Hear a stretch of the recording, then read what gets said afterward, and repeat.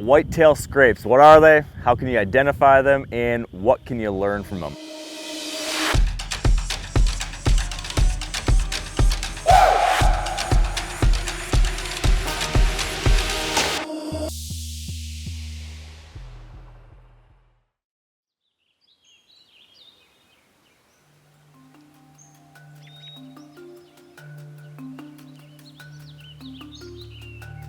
This is a piece of sign that a buck lays down when he walks over here. He sees a licking branch, which is a good example. He rubs his antlers, his nose, his glands, his eyes are all getting up in here, leaving all sorts of, scent, chemicals, signals through that. And then he kicks up this ground with his legs, and then usually a buck will pee in that scrape as well. So what he's doing is he's communicating a whole bunch of different messages through scent, left here on the licking branch, left down there on the ground. And then many different deer will all come and visit these scrapes. The analogy here is like a message board or the water cooler at the office, where people are all checking in to see, what's happening. When you talk about that behavior around scrapes, I think a lot of hunters look at it and they go, I just want to find a scrape and be around it, but they don't think why are they making them and why would deer come back to visit them? Yeah. And so when you talk about the licking branch, first off, if you find a scrape that doesn't have a licking branch, walk away. Oh, that's great. Because if you run a camera on a scrape, especially on a video mode, all through October, let's say, maybe 30% of the deer actually paw up the scrape, but all of them hit the licking branch. Real action. And this is where they're leaving their calling card with their preorbital glands on their forehead. They're doing something way important here. Yeah. This is like a secondary thing, even though this is the visual marker for us to find them. So think about that first. Like why are bucks making them to begin with? And then what reason would they have for, any visitors to come back or new visitors to come check it out? And then the places where lots of deer come together, the scrapes that you find there matter the most, which makes sense. But it's not just because it's just a scrape and they like to visit it. They're communicating with each other, and these high volume spots are so important. An important thing to remember is, like, in the season, when you're actually out there in the fall trying to find this stuff and hunt, if you see a fresh scrape, it's going to look more like this one that Tony actually just kicked up. So you can see what a freshly made scrape looks like with that dirt pushed off, kicked up behind it, leaves kicked off to the side. That's pretty obvious to tell. Field edge scrapes are not usually something you want to count on as like a draw. Like they're going to, that's why you're going to shoot something there.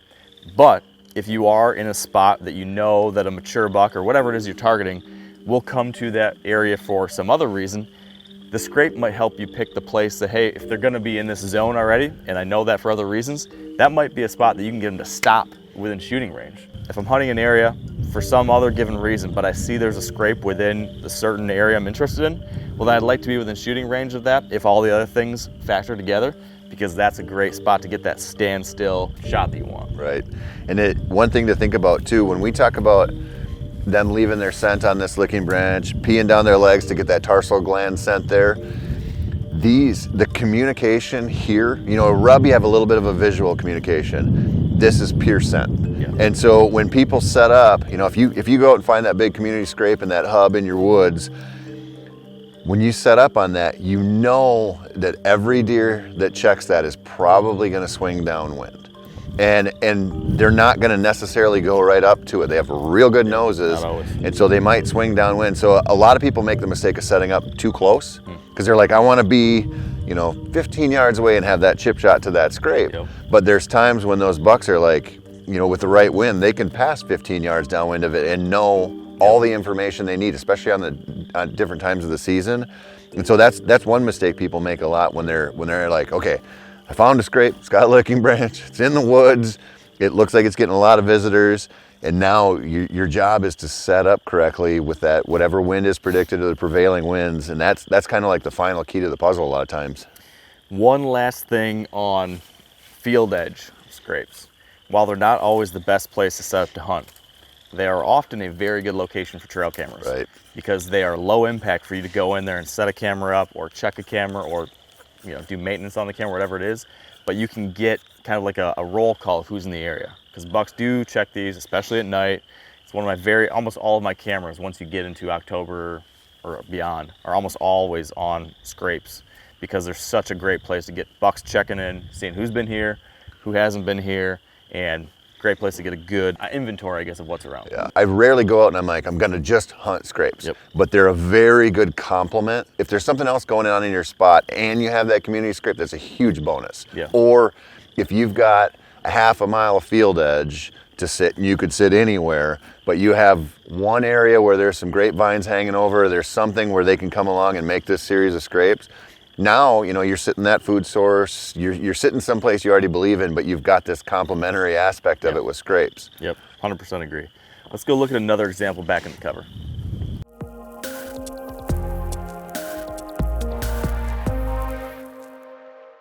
All right, so Oh yeah. awesome scrape, back in cover. I mean, there's so many lessons here.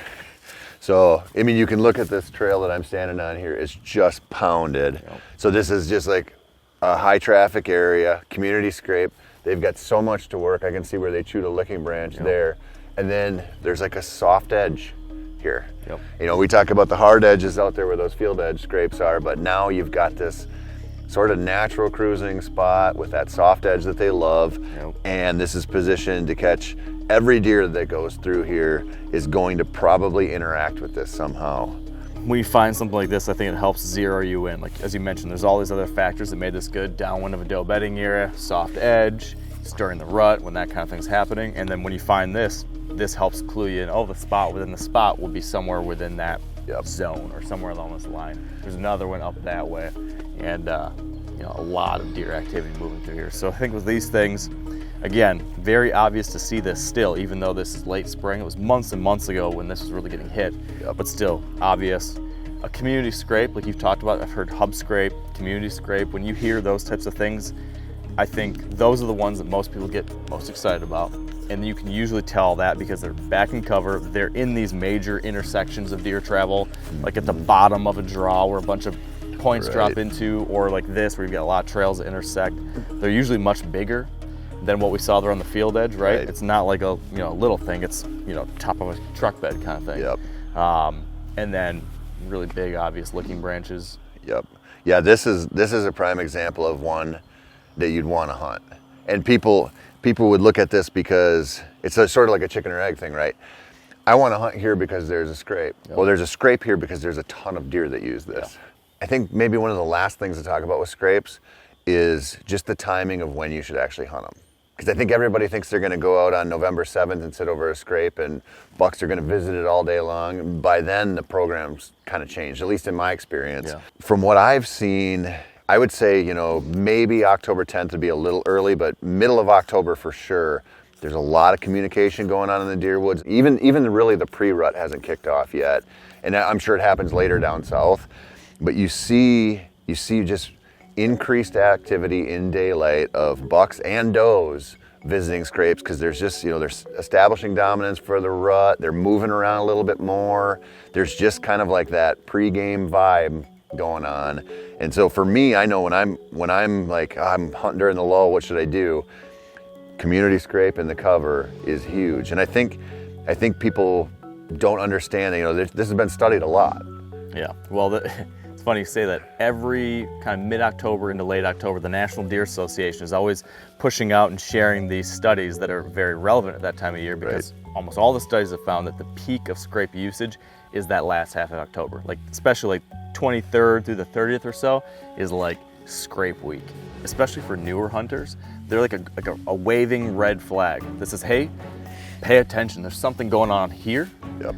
And we've talked about there's all these other factors that make this a good area. And this is just like the most visual identifying point. Like, boom, this is important. Yep. Start asking why. Why is this here? Well, there's this thing going on. There's this thing going on. Yep. You can start connecting those dots. So scrapes, I don't think they should ever be the end-all be-all of a strategy, but they are certainly another important piece of that puzzle. If you look at them, think about why was it made, think about when it was made, think about how you can take advantage of what you think a deer might do next time around here and plan accordingly around that.